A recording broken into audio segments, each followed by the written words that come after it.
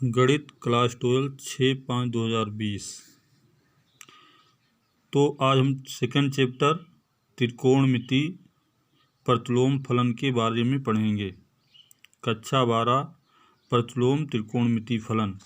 त्रिकोणमिति फलन पढ़ने से पहले हम फंक्शन के बारे में जानेंगे, क्योंकि फंक्शन पर ही आधारित त्रिकोणमिति फलन होता है। और ये सीखेंगे कि किन किन फलनों का प्रतिलोम ज्ञात किया जा सकता है। इसके लिए सबसे पहले हम फलन की सामान्य विशेषता जानेंगे। फलन के बारे में हम कक्षा 11 में पढ़ चुके हैं, लेकिन थोड़ी विशेषता यहाँ भी जान लेंगे। जैसे कि फंक्शन या फलन कहते हैं यदि दो समुच्चय ए और बी इस प्रकार हों कि ए का प्रत्येक अवयव बी के किसी न किसी अवयव से संबंध अवश्य होता है, तो ए को बी का फलन कहते हैं। ए को बी का फलन कहते हैं। फलन की साधारण परिभाषा एक उदाहरण से देखते हैं। जैसा कि यदि देखा जाए कि एक फील्ड में कई बच्चे खेल रहे हैं। गांव के बाहर एक फील्ड में कई बच्चे खेल रहे हैं, तो सभी बच्चे किसी न किसी घर से अवश्य संबंधित होंगे। लेकिन गांव में कोई घर ऐसा भी हो सकता है जिसमें कोई बच्चे ना हो। अर्थात समुच्चय ए जो बच्चों की संख्या होगी और समुच्चय बी घरों की संख्या होगी, तो जितने भी बच्चे हैं वे किसी न किसी घर से अवश्य रिलेटिव होंगे। और ये भी हो सकता है कि किसी घर में बच्चों की संख्या ना हो या कोई बच्चे ना हो। तो इस प्रकार फलन की परिभाषा बनी।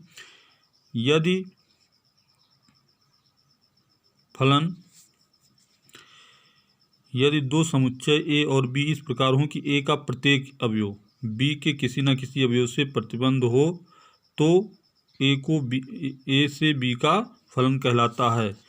जैसे देखते हैं, लेकिन यदि कोई भी एक बच्चा दो घर से रिलेटिव नहीं हो सकता। एक बच्चा दो घर से रिलेटिव नहीं हो सकता। जैसे कि चित्र में दिखाया गया ए एक और दो दोनों को प्रचित्रित करता है, ये फलन नहीं हो सकता है, क्योंकि एक बच्चा दो घर से संबंधित कभी नहीं होगा। तो इस प्रकार समुच्चय वो फलन नहीं होगा जिसमें एक अवयव दो अवयव को प्रचित्रित करता हो या दो अवयव से संबंधित होता है, तो ऐसा समुच्चय फलन नहीं कहलाता है। फलन दो बच्चे एक घर के हो सकते हैं। अर्थात समुच्चय ए के दो अवयव समुच्चय बी के एक अवयव को प्रचित्रित कर सकता है। तो इस प्रकार ये फलन हो सकता है। और ये भी हो सकता है कि समुच्चय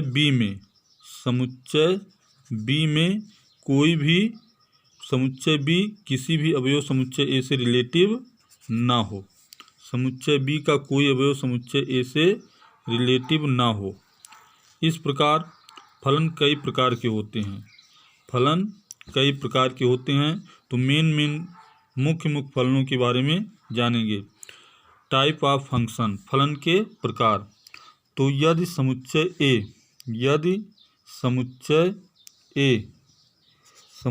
ए और समुच्चय बी इस प्रकार हो कि समुच्चय ए का प्रत्येक अवयव समुच्चय बी के प्रत्येक अवयव से संबंधित हो, तो इस प्रकार के फलन को एकैकी फलन कहते हैं। वन वन फंक्शन कहते हैं। और दूसरा फलन अंतरक्षेपी फलन।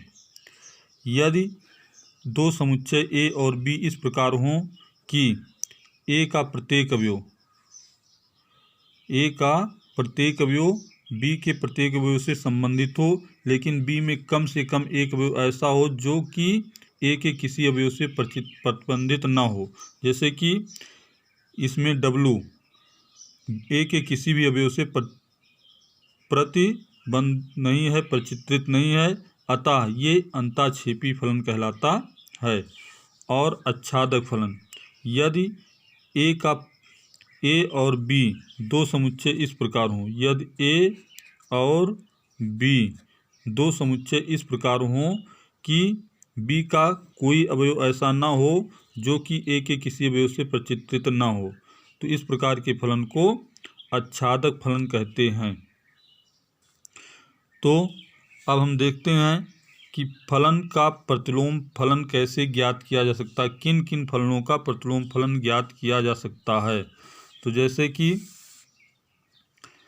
यदि समुच्चय ए और बी, समुच्चय ए और बी हैं, तो समुच्चय ए का प्रत्येक अवयव समुच्चय बी के प्रत्येक अवयव को प्रचित्रित करता है, और यदि हम बी को बी से ए में संबंध स्थापित करें तो बी का भी प्रत्येक अवयव ए के प्रत्येक अवयव को प्रचित्रित करेगा। तो ए का प्रत्येक अवयव बी के प्रत्येक अवयव को प्रचित्रित करता है, बी का प्रत्येक अवयव ए के प्रत्येक अवयव को प्रचित्रित करता है। लेकिन यदि कोई फलन इस प्रकार हो, कोई फलन इस प्रकार हो कि वो कोई फलन इस प्रकार हो कि 1, 1, 2, 3 और A B C, A B C,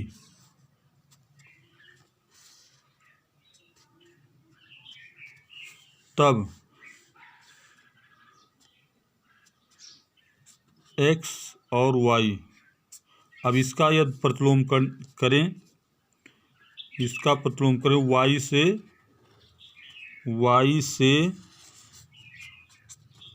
से x में, तो ए बी सी 1, 2, 3, तो ए दो अवयवों को प्रचित्रित नहीं कर सकता।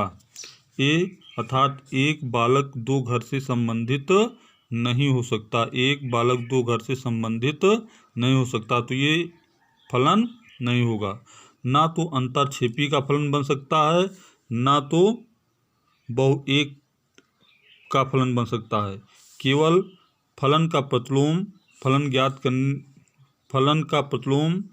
ज्ञात करना केवल एकैकी आच्छादक फलन से ही ज्ञात किया जा सकता है।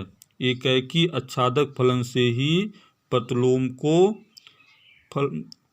फलन ज्ञात किया जा सकता है। जैसा कि केवल एकैकी आच्छादक फलन में ही फलन का प्रतिलोम ज्ञात कर सकते हैं, अन्य किसी फलन में नहीं। अब अगली टॉपिक पेज नंबर 3 पर बताया जाएगा।